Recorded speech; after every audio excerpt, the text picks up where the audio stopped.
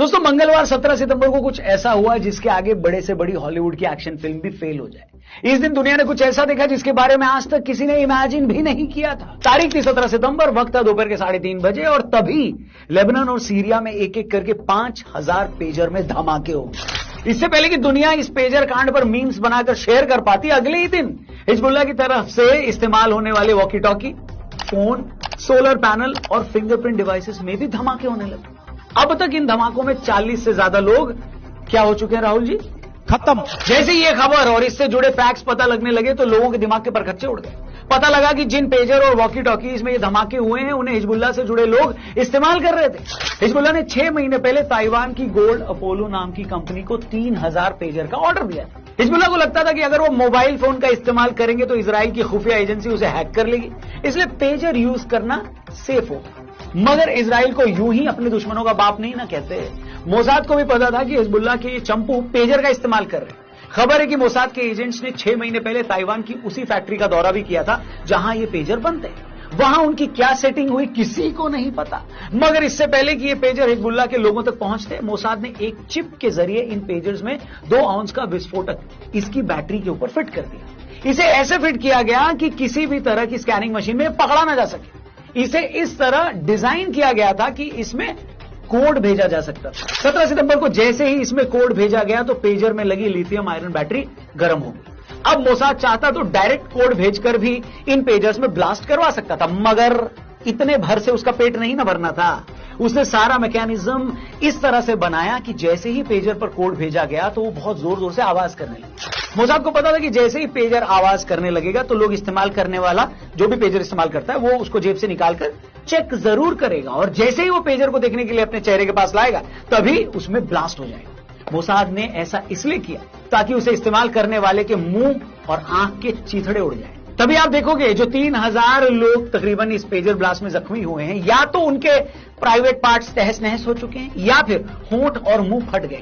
इतना ही नहीं, पहले तो इजराइल ने 21 लोग पेजर ब्लास्ट में मार दिए। फिर अगले दिन जब इन लोगों को दफनाने के लिए ले जाया जा रहा था तो उस अंतिम यात्रा के दौरान कई लोगों के पास वॉकी टॉकीज थी, उसमें भी ब्लास्ट हो गए। कई घरों में पड़े पुराने पेजर्स भी फटने लगे। हालांकि कुछ लोगों का यह भी दावा है कि जो फटे हैं वो पेजर नहीं है, वो हिजबुल्लाह के लोगों की मैं आगे नहीं बता सकता, आप कमेंट सेक्शन में भी मत लिखना प्लीज, मेरे को ऐसा बर्दाश्त नहीं है। आप खुद ही समझदार हैं, आगे बढ़ते हैं। मतलब एक होता है जंग में किसी को नुकसान पहुंचाना और दूसरा होता है अपने दुश्मन को जलील करना। इजराइल ने इन पेजर ब्लास्ट के जरिए हिजबुल्लाह के आतंकियों को जैसी मार मारी है उसने पूरी दुनिया में हिजबुल्लाह का मजाक बनाकर रख दिया।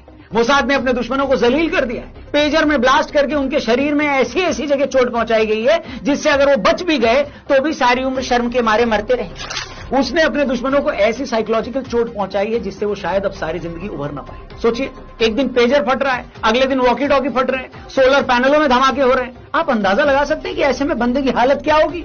अब ये लोग पेजर रखना तो दूर, अपने घरों में डोरबेल तक नहीं लगवाएंगे। क्या पता अगली बार हिजबुल्लाह का कोई चंपू घर की घंटी बजाए और अपने ही हाथों अपना ही घर उड़ा बैठे।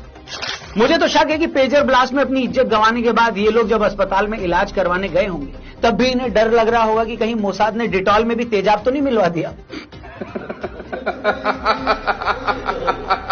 उसने इन लोगों की हालत ऐसी कर दी है कि अगली बार इन्हें अगर डोसे के साथ नारियल की चटनी भी बनानी होगी ना तो ये मार्केट से लाकर नारियल नहीं फोड़ेंगे। पता चला नारियल फोड़ने के लिए उस पर बेलन मारा और खुद के ही दोनों नारियल फूट गए। मतलब यार सच में अपने दुश्मनों को इतना जलील कौन करता है? पेजर धमाका करके इजराइल ने पूरी दुनिया में बैठे अपने दुश्मनों को ये कहा है कि ये है तुम्हारी औकात और ये है हमारी ताकत। अब जब चाहेंगे हम जहां चाहेंगे जैसे चाहेंगे तुम्हें मार सकते हैं। जो लोग नहीं जानते उन्हें बता दें कि हिजबुल्लाह कहने को तो लेबनान की एक पॉलिटिकल पार्टी है, मगर उसके लड़ाके लगातार इजराइल पर हमला करते रहते हैं। उनकी तरफ से की गई गोलीबारी की वजह से ही इजराइल को लेबनान बॉर्डर के पास से अपने 60,000 लोगों को हटाकर कहीं और बसाना पड़ा। यह भी सबको पता है कि ईरान और हिजबुल्लाह के कैसे रिलेशन। जिन पेजर ब्लास्ट में 3000 लोग जख्मी हुए हैं उसमें लेबनान में मौजूद ईरान के राजदूत भी हैं। इससे ये क्लियर हो जाता है कि इजराइल के खिलाफ हिजबुल्लाह के आतंकी जितने भी प्लान बनाते हैं ईरान की सरकार तक उसमें शामिल होती है। वरना ऐसा तो नहीं है ना कि ईरान के राजदूत को उसके पापा मोबाइल नहीं दिला रहे थे और उस गरीब को मजबूरी में पेजर से काम चलाना पड़ रहा था। बताओ। और ऐसा पहली बार नहीं हुआ है जब इजराइल ने अपने दुश्मनों को उनके घर में घुसकर मारा हो। इजराइल ईरान से लेकर सीरिया, लेबनान, इराक तक चारों तरफ अपने दुश्मनों से घिरा हुआ है। उसे अच्छे से पता है कि जिस दिन इन देशों ने न्यूक्लियर बम बना लिया, ये उस दिन इजराइल पर हमला कर देगी। इसलिए वो किसी भी हाल में इन देशों को न्यूक्लियर बम ही नहीं बनाने देता।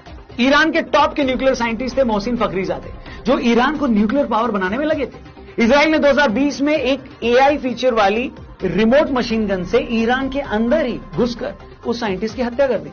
उस वक्त इजराइल ने सैटेलाइट के जरिए उस रिमोट मशीन गन को कंट्रोल करके साइंटिस्ट की चलती कार पर गोलियां चलाकर उसकी जान ले ली। उनकी जब मौत हुई तब किसी को समझ में ही नहीं आया कि मर्डर हुआ कैसे और किया किसने, क्योंकि वहां तक कोई था ही नहीं। इसी तरह 2010 में मोसाद ने जिस तरह दुबई के होटल में घुसकर हमास के मोस्ट वांटेड कमांडर महमूद अब मबूह को मारा, उसने उस वक्त पूरी दुनिया को हिलाकर रख दिया। इजराइल का आरोप था कि महमूद अब मबूह ने इजराइल के 2 फौजियों को किडनैप करके उनका मर्डर किया। मोसाद 3 बार उसे मारने की कोशिश कर चुका था, मगर वो हर बार बच जाता था। इस बीच मोसाद को पता चला कि महमूद हथियार खरीदने बार बार दुबई जाता है और वहां से आर्म्स डीलर से मिलता है। 19 जनवरी 2010 को महमूद ने दुबई पहुंचकर अपने लिए एक रूम बुक किया। ऐसा रूम का उसने डिमांड किया जिसमें ना तो कोई खिड़की हो और न ही रूम में कोई बालकनी। अल मबूह टैक्सी लेकर दुबई के अल बुस्ताना होटल के कमरा नंबर 230 में पहुंचता है। 3:30 बजे होटल आता है, फिर 4:30 से 5 के बीच होटल से चला जाता है। उसके बाद वो रात को 8:24 पर दोबारा कमरे में आता है। उस कमरे की एक चाबी महमूद अल मबूह के पास थी और दूसरी होटल स्टाफ के पास, मगर इस बीच मोसाद के लोग उसके कमरे में घुस जाते हैं। वो उस कमरे में कैसे घुसते हैं किसी को नहीं पता। महमूद के कमरे में घुसते ही मोसाद के एजेंट उसे दबोचकर उसे बेहोशी का इंजेक्शन दे देते हैं, फिर उसके मुंह पर तकिया लगाकर उसकी जान ले ली जाती है। उस मर्डर के काफी वक्त तक तो किसी को पता भी नहीं चला था कि उसका मर्डर किया गया है? लोगों को लगा कि शायद वो नींद में ही हो गया। क्या हो गया राहुल जी? खत्म। इस पूरे ऑपरेशन के रियल सीसीटीवी फुटेजेस आज भी यूट्यूब पर मौजूद है, आप चाहें तो सर्च करके देख सकते हैं। और ऐसे एक नहीं, मोसाद से जुड़े बीसियों किस्से हैं जो ये प्रूव करते हैं कि मोसाद अपने दुश्मनों को पाताल से भी ढूंढकर निकाल लाता है। सेकेंड वर्ल्ड वॉर के बाद इजराइल ने हिटलर की नाजी आर्मी के अफसरों को पूरी दुनिया में ढूंढ ढूंढ कर ठिकाने लगाया। 1957 में मोसाद को पता लगा कि हिटलर की इसी नाजी सेना का एक lieutenant colonel Adolf Eichmann Argentina में पहचान बदलकर रह रहा है। आइकमैन हिटलर का वो कर्नल था जिसने यहूदियों को एक साथ मारने के लिए गैस चेंबर बनवाया। उस पर 3 लाख से ज्यादा यहूदियों को मारने का इल्जाम भी था। जैसे ही इजराइल को उसकी पहचान कंफर्म हुई तो उसने आइकमैन को जिंदा इजराइल लाने का प्लान बनाया। 20 मई 1960 को अर्जेंटीना अपनी आजादी की 150वीं सालगिरह मनाने वाला था। इजराइल ने डिसाइड किया कि वो इस मौके पर होने वाले प्रोग्राम के लिए अपना एक डेलीगेशन अर्जेंटीना भेजेगा और उसी डेलीगेशन में मोसाद के एजेंट्स भी रहेंगे। इस डेलीगेशन के अर्जेंटीना पहुंचने से पहले मोसाद ने यह पता लगा लिया था कि एडोल्फ आइकमैन अर्जेंटीना में रहता कहां है, क्या करता है और उसका रूटीन क्या है। इसके बाद मोसाद के एजेंट्स ने 11 मई 1960 को उसके घर के रास्ते से उसे किडनैप कर लिया। कई दिनों तक अर्जेंटीना में ही उसे छिपा कर रखा और बाद में इन लोगों ने आइकमैन को हल्के नशे का इंजेक्शन दिया और उसे फ्लाइट का क्रू मेंबर बनाकर अपने साथ ले आए। इजराइल लाने पर आइकमैन पर मुकदमा दर्ज किया गया, बाद में उसे मौत की सजा सुनाई गई और 1962 में उसे फांसी पर चढ़ा दिया। इस पूरी कहानी पर 2018 में एक ऑपरेशन फिनाले नाम की मूवी भी बनाई गई जो काफी सक्सेसफुल रही। इसी तरह इजरायली सेना और उसकी खुफिया एजेंसी की तरफ से किया गया ऑपरेशन एंटेबे भी दुनिया के इतिहास का सबसे हैरत अंगेज ऑपरेशन है। 27 जून 1976 को एयर फ्रांस की उड़ान 139 जो कि फ्रांस से इजराइल आ रही थी, उसे कुछ फिलिस्तीनी आतंकियों ने हाईजैक कर लिया। ये लोग फ्लाइट को हाईजैक करके युगांडा के एंटेबे एयरपोर्ट ले गए। टेररिस्ट लोगों को छोड़ने के बदले दुनिया भर की कई जेलों में बंद फिलिस्तीनी आतंकियों को छोड़ने की डिमांड कर रहे थे, मगर इजरायली सरकार किसी तरह से इनके आगे झुकने के लिए तैयार नहीं थी। इजरायली आर्मी और मोसाद की टीम ने मिलकर 10 कमांडोज की एक टीम बनाई। इजरायली कमांडो एक ब्लैक मर्सिडीज और कुछ लैंड रोवर्स लेकर एयरपोर्ट पहुंचे ताकि वहां की सिक्योरिटीज को लगे कि युगांडा के राष्ट्रपति ईद अमीन अपनी फॉरेन ट्रिप से वापस आ गए। इसके बाद अगले 1.5 घंटे तक चले भयंकर ऑपरेशन में इजराइल के कमांडोज ने फिलिस्तीनी आतंकियों और युगांडन आर्मी के फौजियों समेत 45 लोगों को मार दिया। इस ऑपरेशन में वो सभी 102 बंधकों को छुड़ाकर वो वापस ले आए। पूरी दुनिया में हाईजैकिंग सिचुएशन से निपटने के लिए आज भी इस ऑपरेशन की मिसाल दी जाती है। दोस्तों, ये कुछ एक किस्से बताने के लिए काफी कि इजरायली आर्मी और मोसाद की प्लानिंग और एग्जीक्यूशन का लेवल क्या है। यह बताने के लिए काफी है कि अगर विल पावर हो तो एक छोटा सा देश अपने से 200 गुना ज्यादा दुश्मनों की भी लंका लगा सकता है। इजराइल ने अभी जो लेबनान में किया है वो उसी की एक और मिसाल है। इजराइल के हाथों हिजबुल्लाह की एक कुटाई ऐसे हर उस जिहादी के लिए एक सबक है जिसे लगता है कि आबादी बढ़ाने से वो ताकतवर हो जाएगा। अबे इजराइल की आबादी 1.5 करोड़ है, दुनिया भर के जो मुस्लिम देश इजराइल को अपना दुश्मन मानते हैं, उनकी आबादी 2 अरब है, मगर 1.5 करोड़ के इस छोटे से देश ने अपने दम पर इन 50 से ज्यादा देशों की बैंड बजा रखी है। वो जब चाहता है ईरान में घुसकर उसके सीनियर लीडर को मार देता है, उसे परमाणु बम नहीं बनाने देता, उसके न्यूक्लियर साइंटिस्ट को मरवा देता है, और ये लोग हर बार दीवारों पे अपना सर मारकर रह जाते हैं। हर बार इजराइल से थप्पड़ खाने के बाद ये लोग जितनी जोर से चिल्लाते हैं ना भैया, इजराइल अगली बार उससे ज्यादा जोर से इन्हें खींचकर थप्पड़ मारता है, और ये लोग दिल बिला के रह जाते हैं, कुछ कर नहीं पाते। मैं तो बस ये सोच रहा हूं दोस्तों कि ये सारे फट्टू जो इजराइल के हैकरों के डर से मोबाइल की बजाय पेजर यूज कर रहे थे, वो अब क्या करेंगे? एक दूसरे तक मैसेज पहुंचाने के लिए कबूतर का इस्तेमाल करेंगे क्या? बताओ।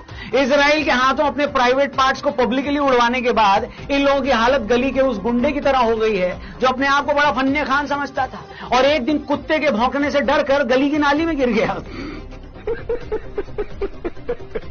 इजराइल से इतनी मार खाने के बाद ये कार्टून सोशल मीडिया पर अब ये मैसेज लिख रहे हैं कि अब इजराइल की हार तय है। ये तो वैसे हो गया जैसे अमेरिका से T20 वर्ल्ड कप में हारने के बाद पाकिस्तान बांग्लादेश से अपने घर में टेस्ट सीरीज भी हार जाए और फिर ये कहे कि अब हमें वर्ल्ड चैंपियन बनने से कोई नहीं रोक सकता। कुछ भी। अरे शर्म कर लो बेशर्मो थोड़ा सा, कब तक यूं जूते खाते रहोगे बे? मतलब जरा सोचो, आप लोग सुबह शाम दिन रात ये प्लान बनाते रहते हो कि कैसे अपने दुश्मन को उसके घर में घुसकर मारना है, और आपका दुश्मन बिना आपके घर में घुसे आपको आपकी ही जेब के अंदर घुस के मार जाता है, और आप किसी को मुंह और कुछ भी दिखाने के लायक नहीं रहते।